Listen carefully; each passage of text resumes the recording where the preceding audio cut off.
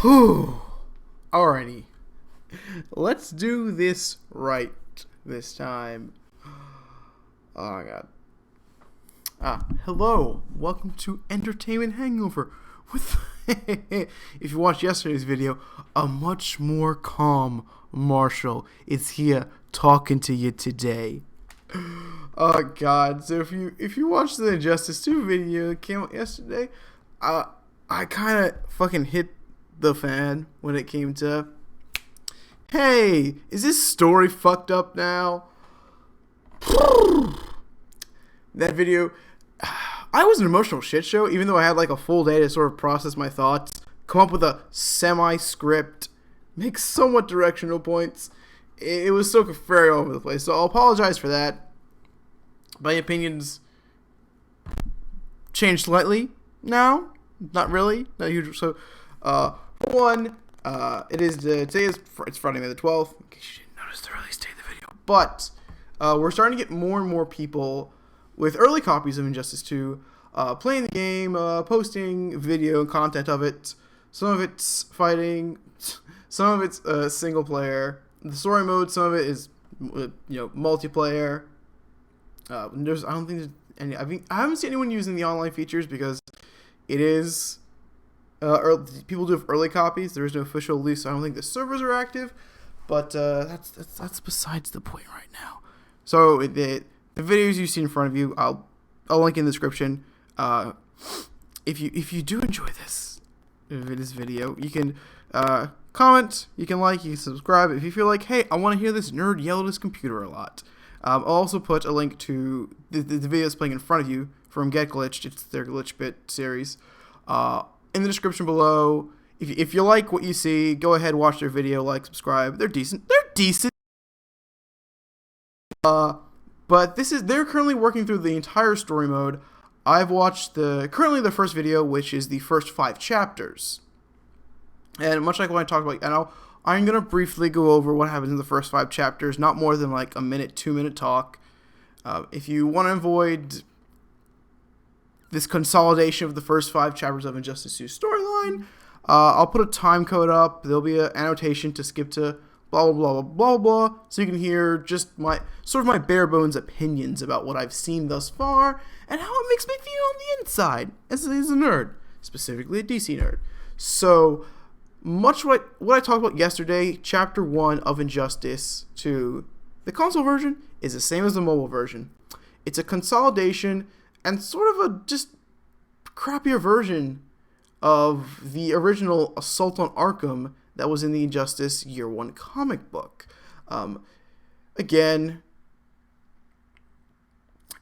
Sorry. So, again, it's a much more consolidated version. It doesn't have as much impact. Needless to say, it still shows us a very pivotal point. It shows the moment where Batman and Robin, specifically Damian Wayne and Robin, show the differences, and they essentially split. But as I mentioned yesterday, it's much less of the inmates versus the heroes, and more of just the inmates, hey, let's fuck up some people, and then Superman's like, hey guys, I'm ready to kill you. I thought it was done much better in Year 1 comics. It does not show the death of Nightwing, which is the pivotal point that essentially forms the sides that turn into the regime and the insurgency. So I feel like missing that, you miss a big chunk of what Injustice kind of meant when it comes to the prequel comics, Year 1 through 5, and then Gods Among Us. So yeah, I still have very, very mixed feelings towards that. Again, I feel the comic book does it so much better. Well, enough about that. And one thing I'll say up the front before I continue is that I feel like a lot of these story characters in Justice are going to be one-off characters. I'll come back to that.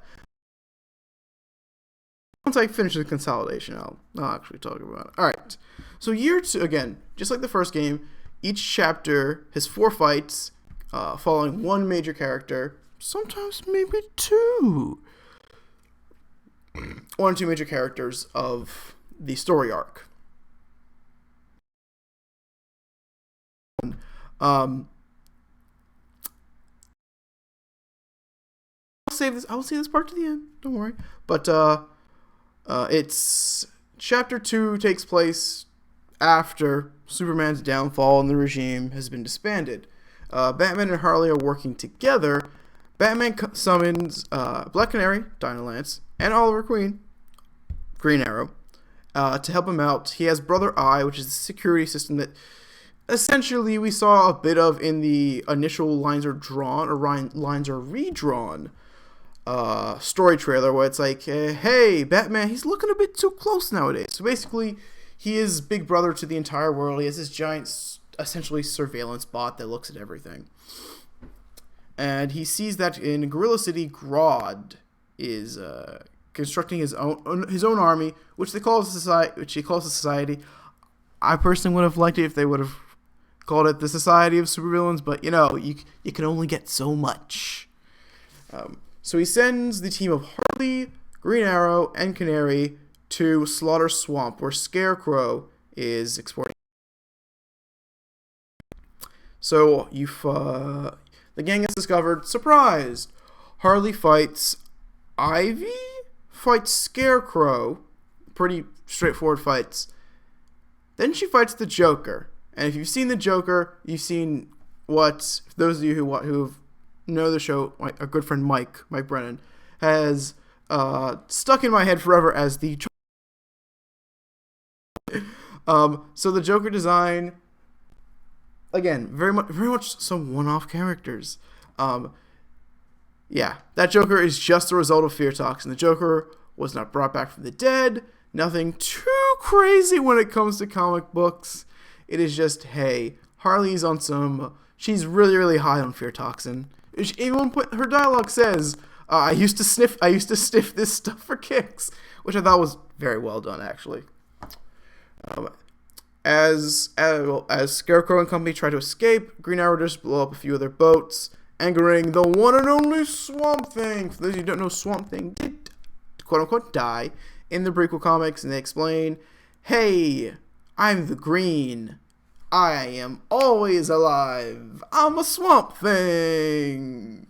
Pretty much is the basis of that. Harley beats him. He considers maybe joining their side in the future, but it goes to essentially heal the swamp after the fight. Then we cut to what I like it. It's an interesting point. In the third chapter called The Brave and the Bold, you can play as every fight. You can play as Black Canary or Green Arrow. I enjoy that. I like the choice of it, especially because they're very much an unstoppable duo by themselves. We see Grodd sort of preparing an attack the Society is going to bring about. Fun fact, hey, Green Arrow and Black Canary show up. Be like, no, Grodd, you can't do that. They fight Catwoman. They fight Bane. Very straightforward. We fight Catwoman, Bane, and Grodd. There's a fourth I can't remember. Catwoman, Bane, Scarecrow. I'm not entirely sure. It's not really important to the story if I can't remember it. They fight Brainiac. No, they fight Gorilla Grodd, not Brainiac. Also, apologies if the video is being laggy. You're just here for my sultry sweet tones. But no, Grodd does mention before the first fight actually breaks out, he does mention that he has a secret benefactor helping him out, and blah blah blah blah blah. Hey, turns out when they put the cuffs on Grodd, it's a Brainiac. He's trying to do things. And for those who don't know the basis of Brainiac's character, he is a world collector, or more so a collector of knowledge. Brainiac likes to find worlds that are interesting to him, dissect the knowledge of the world, and then destroy what's left. So he's the only one that knows about it. But we see him capture Dinah and Ollie and give a small spiel about, hey, well, he cites his reasoning for coming to Earth being that, hey, Superman's here. I thought I destroyed Krypton. I can't destroy everything about Krypton if Superman's still alive. And we got chapter 4. But actually, the beginning of chapter 3, one thing I slightly failed to mention, but I'll bring up right now, Supergirl. So if you watched any of the cinematics, chapter 1 shows Supergirl escaping Brainiac's forces and escaping Krypton. Turns out, between Injustice 1 and Injustice 2, that Supergirl crash landed on Earth. So this is one of the theories I talked about very, very long ago, that Supergirl was either off-world or still in the Phantom Zone when Injustice 1 was going on.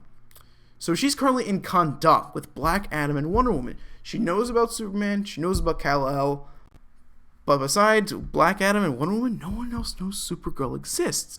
And I find that very, very interesting. I'll talk about it a bit more later, but for now, it's a good point. Good DC. I'll give you one clap. We cut to Flash. He's currently working at a Wayne Luther Industries facility when he gets the call that, hey, Brainiac's invading Metropolis and Gotham and all these, major world cities. So he decides to put on the Scarlet suit and go back out, because speedsters just want to have fun. He fights Deadshot. In a specific order, he fights Captain Cold, Deadshot, Reverse Flash shows up, and then our good buddy and / leading to Chapter 5, Green Lantern shows his head. So if you've seen any of the Injustice trailers, you know that Hal is sort of pseudo come back to us. The Guardians, after the events of the first game, did lock him up, and he earned the Green Power Ring back. So he goes but Batman is wary to trust him after his whole Yellow Lantern stint. So he does go, you're a decent person. Why not? I'll give you a chance. I'll widen my circle of trust. Hey, speaking of widening circles of trust, that Aquaman guy, see if you can get him to help us out. So basically, in a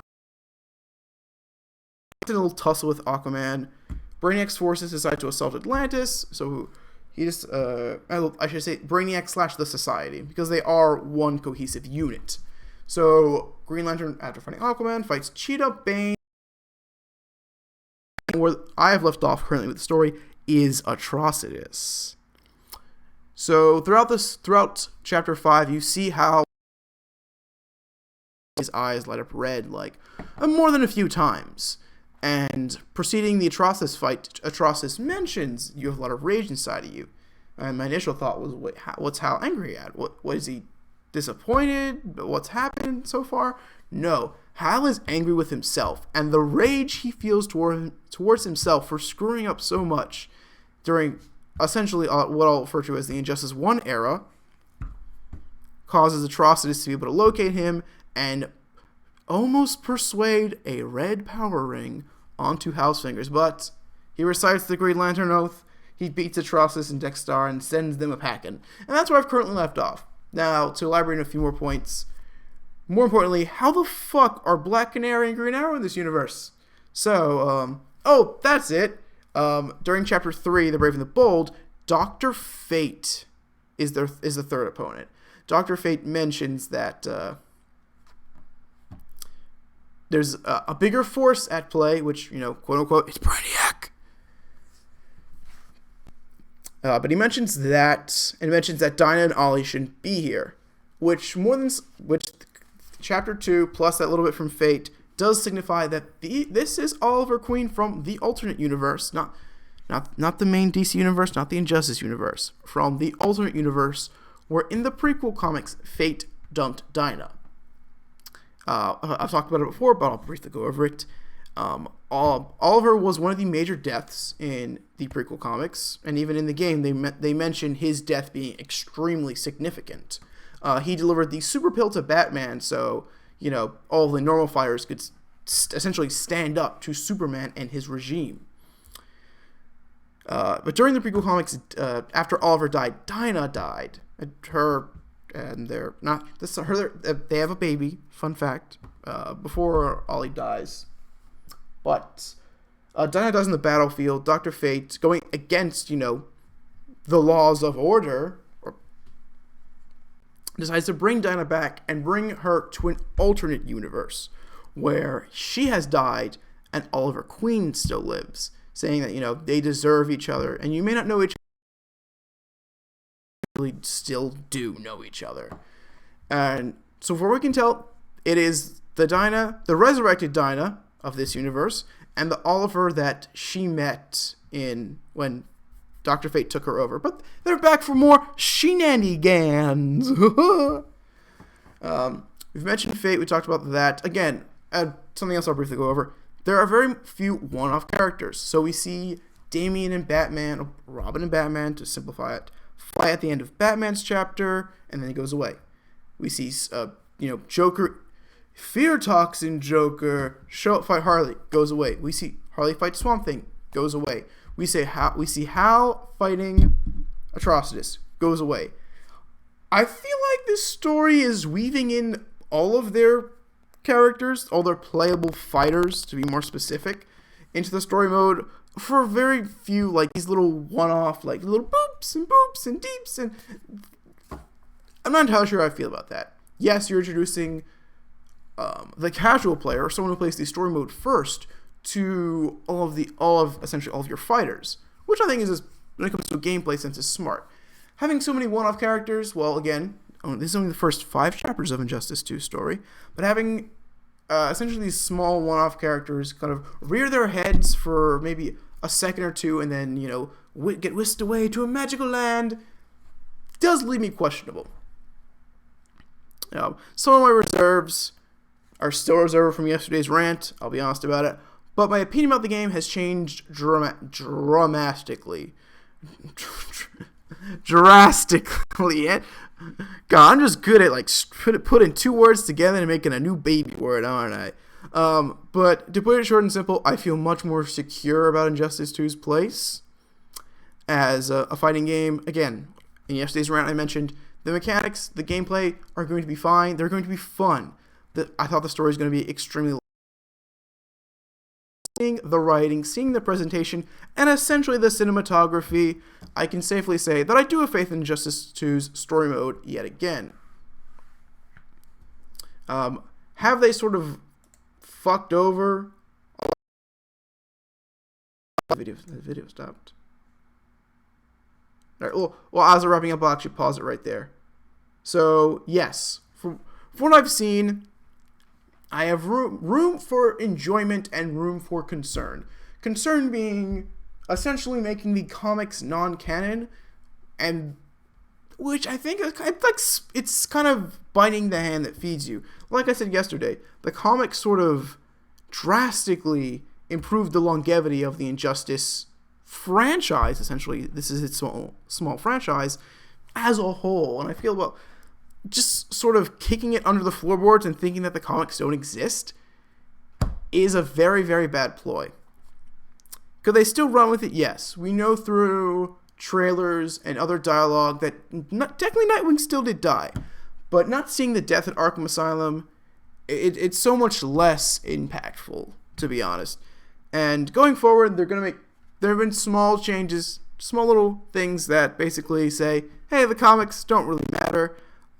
That leaves a bad taste in my mouth. Do I think as a standalone story it'll be fine? Yes. If you absorbed so much of the other media, because Injustice was this long-standing comic book series for years, you're not going to be extremely happy. And currently, that's how I feel.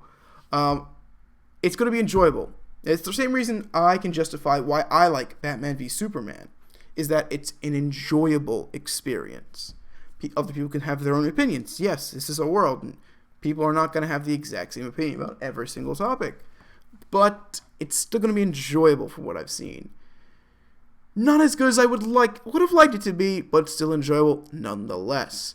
And I've been talking about this for about almost 20 minutes, so I'm going to stop right here. But guys, if you came back after the rant video, thank you so much for sticking around. It means a lot that you're like, hey, this kid's fucking crazy, but I'll listen to his opinion. Like I said, if you like what I do, you can comment. How do you feel about Injustice 2? Do you think it's going to be a juggernaut? Do you feel like it's going to be shit? And thank you once again to Get Glitched for putting out this story video. Like I said earlier, I'll put a link. There'll be some sort of link to their channel, their content. If you like what they do, you can go over. And like I said, they're currently still working through Injustice 2. So by the time you watch this, maybe they've played through all of it before the game's release. I don't know that. But with that said, I'm going to go take a nap. I'm tired. Bye-bye. Have yourselves a wonderful day.